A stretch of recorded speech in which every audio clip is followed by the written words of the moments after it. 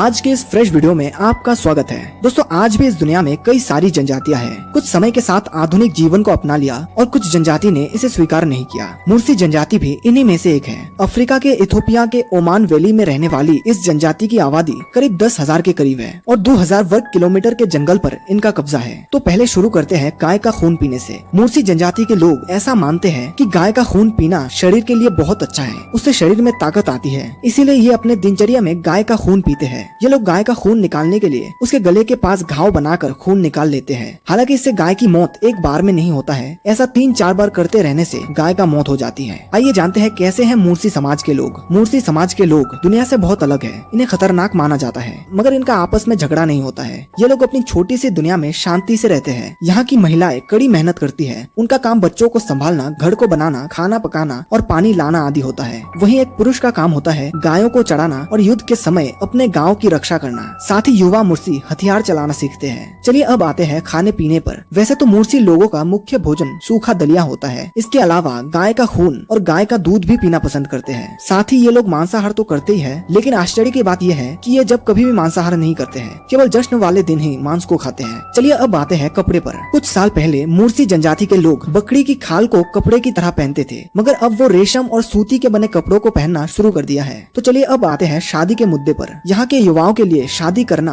बेहद मुश्किल चीज है। यहाँ शादी के लिए खूनी संघर्ष करना पड़ता है। युवाओं की अपनी पसंद की लड़की से शादी करने के लिए अपने प्रतिद्वंदी के साथ युद्ध करना होता है, जिसमें वे तीर कमान से लेकर भाले और डंडे का इस्तेमाल करते हैं। और फिर जो भी इस लड़ाई में जीतता है वो बहादुर मुर्सी घोषित होता है। बहादुर प्रूफ होने के बाद उस लड़की की इस लड़के से शादी हो जाती है। तो चलिए अब दहेज का मामला निपटा लेते हैं। इस जनजाति में लड़के वाले लड़की वालों को दहेज देता है। जी हाँ, आपने सही सुना। यहाँ लड़की से शादी करने के लिए उसके परिवार को दहेज देना पड़ता है। दहेज में पैसे नहीं बल्कि गाय और बंदूकों का सौदा होता है। यहाँ किसी भी नॉर्मल शादी में 20 से 40 गाय तय होती है, साथ ही एक AK-47 बंदूक। यही वजह है कि यहाँ के घर में जब लड़की पैदा होती है तो परिवार वालों को बेहद खुशी होती है। इन्हें आशा रहती है कि जब लड़की की शादी होगी तो ढेर सारी संपत्ति मिलेगी। यहाँ लड़की होने पर जश्न मनाया जाता है, जो कि पर्सनली मुझे बहुत अच्छी लगी। तो चलिए अब आते हैं बंदूक के कहानी पर। मुर्सी लोगों के पास आधुनिक AK-47 जैसे बंदूक देखने को मिलता है, जो कि इनको अपने पड़ोसी देश सूडान से मिलती है। 8 से 10 गायों पर इन्हें एक AK-47 का पुराना मॉडल मिलता है, जबकि 30 से 40 गाय देने पर इन्हें नया मॉडल मिल जाता है। हथियार होने के कारण ये जनजाति बेहद खतरनाक हो जाती है। जरा सा खतरा महसूस होने पर सीधे बंदूक से उड़ा देते हैं। यहाँ के महिलाएं खुद को बदसूरत दिखाने के लिए करती है ये काम। जब यहाँ की लड़की 12 साल की हो जाती है तब लड़की की माँ वहाँ के अन्य महिलाओं के साथ मिलकर उसके बेटी के निचले होंठ पर छोटा सा घाव बना देते हैं और उसमें लकड़ी या मिट्टी का छोटा सा डिस्क फंसा देते हैं। इसके करीब 1 साल बाद वो उस डिस्क को बदल देते हैं और पहले से थोड़ा बड़ा डिस्क लगा देते हैं और इस डिस्क का साइज समय समय पर बढ़ाते रहते हैं। लेकिन इसका एक खराब इम्पैक्ट इनके दांतों पर पड़ता है, जिससे इनके सामने का दांत टूट जाते हैं। तो आखिर यहाँ की महिलाएं डिस्क लगाकर सूरत क्यों बिगड़ती है? दरअसल बात यह है कि पुराने दिनों में जब यहाँ के पुरुषों को गुलाम बना लिया जाता था, तब उनके स्त्रियों के साथ यौन शोषण किया जाता था और उन्हें यहाँ से ले जाकर बेच दिया जाता था। तब यहाँ के औरतों ने ये उपाय निकाला कि हम अपने आप को बदसूरत बनाएंगे ताकि हमें कोई पसंद ना करे। इसीलिए उन्होंने अपने निचले होंठ पर डिस्क पहनना शुरू कर दिया था और अपने लड़कियों को भी पहना दिया करता था,